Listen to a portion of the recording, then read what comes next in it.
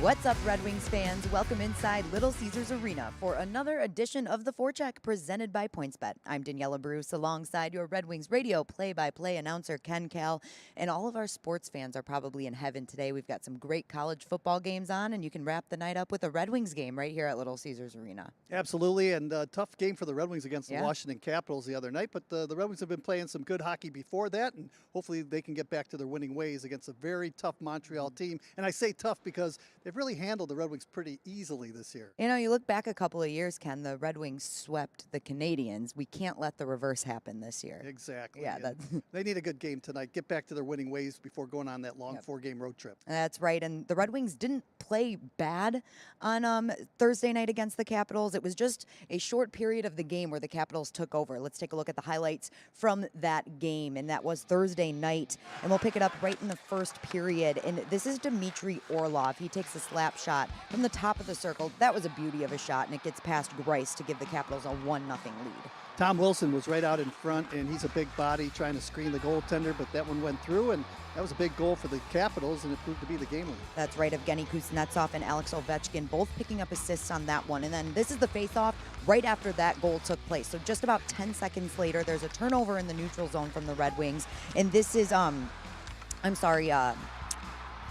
Eller, sorry about that, Ken, who takes the puck in and puts it past Grice. I think if you were to ask Thomas Grice, he would want that one back. It slid under his blocker. Absolutely, and that was a 2-on-1 going in, and Eller's not going to miss that opportunity. No. But again, you're right, Grice, if he could, he would like to have that one back. Yeah, and so that put the Capitals up 2-0, and that would prove to be the only action when it comes to goals that we saw in that game. The Red Wings really couldn't get anything going offensively, but you have to credit the Capitals there. They played a really shut-down defensive game. The Red Wings had no time and no space. How about Fucale, the goaltender? That too. First National Hockey League game, he comes out, and not only does he get the win, but he gets a shutout in his first National Hockey League game. So I guess good for him. But I think it was a tale of two different games for the Red Wings, Daniela. The Red Wings were out shooting Washington 7-1. They were getting some opportunities early in that game, and then all of a sudden, after they made it 2-0, things just changed. The Red Wings couldn't get in the zone. They were shooting the puck in, but there was no air to breathe for the Red Wings. The Capitals just crushed the Red Wings, especially in the neutral zone. Yeah, and it seemed like the Capitals just picked up the momentum after that 1 minute of the game where they went up 2-0, and then they had the momentum for the rest of the game. But one positive for the Red Wings was the penalty kill. Again, Ken, they held the Capitals to 0-for-4 on the power play, and they shut down Alex Ovechkin. He had 0 shots on net for the first time in about 59 games, almost 60 games, something like that. So it's great that they were able to do that. That is a bright spot in their game. They are converting at an 89.5% at home on the penalty kill. Daniela, just going back to Alexander Ovechkin, and he's played 1,217 games in his career, and only 17 games he was held without a shot. So the Red Wings, I guess, it secured a victory in that regard, but against the Capitals there. But other than that, the Red Wings have to find a way to get some offense and get some rebounds, and that's something that they didn't do. They didn't get the game against Washington. Yeah, you're taking a look at some of the penalty kill action that we saw on Thursday, and we actually saw the Red Wings kill off a 5-on-3 too, which was great. And you got some good goaltending from Thomas Grice throughout the entire game, and especially on those penalty kills. Well, the penalty kill, I think, is more important than the power play because it really can give your team a lift, and it certainly gave the Red Wings a lift after they killed off that long Washington power play 5-on-3 opportunity. But then the Red Wings had a 5-on-3 power play themselves, and when you have an opportunity like that, you've got the momentum on your side. Somehow you got to convert on a power play. Right, you're looking at that game. There were a lot of penalties called in the second and third periods, both, and neither of the teams were able to convert. So special teams was not a major factor, which it always should be. You're right about that, and most of the games played at even strength, and so far the Red Wing numbers at even strength on 5-5 are pretty good this year. That's right, and we have the Montreal Canadiens in town tonight, and Ken, we talked about it. The Red Wings have lost both of the games that they've played against Montreal, both of those being in Montreal. Red Wings coming off a loss on Thursday. Montreal coming off a big win against the Calgary Flames. We'll take a look back at what we saw in that game, and we'll pick it right up in the second period. This was on Thursday night in Montreal, and Montreal was down early. It was back and forth for the first period, but they were down 2-1 here on the power play. And this one is a shot from the point that rings off the post. Gallagher buries and makes it 2-2. He's always in front of the net, and we always talk about the importance of being in front of the net, screening the goaltenders, but you're also there for a rebound. and that was what Gallagher did right there, is pound home that rebound. And now we head to the third, and Montreal is back on the power play. Nick Suzuki with a great play. He heads behind the net and banks it off Jacob Markstrom and into the back of the net. Boy, Markstrom's been playing great hockey. I think he's already got 3 shutouts this year, 4 shutouts, and that one just kind of snuck by him, and that was a big goal for Montreal. Yep, that would be the game winner, Ken. Montreal goes up 3-2, and here we're late in the third, and they would get a really hard-working empty netter, we'll call it. It was Jake Evans that does all the work and puts this past a somewhat goaltender, right? The player getting in front of the net there. That's got to be a strange feeling. Yeah. You're a defenseman, you have no pads on, and you don't know where the puck's going, and you try to do your best, but that was good, hard-working goals you described, Daniella, by Evans. So it's a 4-2 final in Montreal, a big win for them over Calgary. And Suzuki, one of the goal scorers on Thursday for Montreal, leads the team with 14 points in 15 games. Definitely going to be a player to watch for the Red Wings tonight.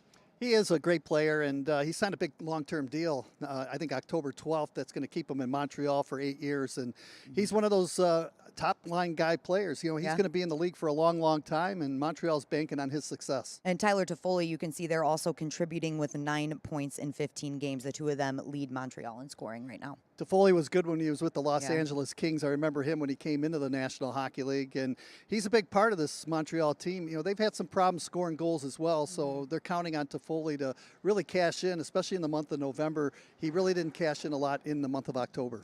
And the Red Wings will have 2 of their biggest or highest scorers in the game tonight, and Tyler Bertuzzi and Dylan Larkin. Both of them missed the last game against Montreal. So you're definitely looking at both of them to be a catalyst to hopefully turn things around and pick up a win against a team that sits below them in the standings right now. Daniella, they're certainly better when they're together, aren't they? Yeah. And the Red Wings really missed Bertuzzi, especially in the Canadian cities, obviously. But that last road trip when Larkin wasn't there and Bertuzzi joined the team when they were in Boston just didn't help, really. It didn't. Right. And so it's good to have him back, and hopefully they'll have a strong game against the Montreal Canadiens tonight. I mean, those numbers speak for themselves, right? Without one of them or both of them, the Red Wings are 2-4, and when both are playing, they are 5-2-2, and every category is better when you have these two in the lineup. I like his smile right there without the missing with the missing tooth right there. That's a hockey player. That's right. And you know how big these guys are, and having them both back and hopefully getting something going tonight will be huge for the Wings. And don't forget Lucas Raymond, too. He was held without a point over his last 2 games, and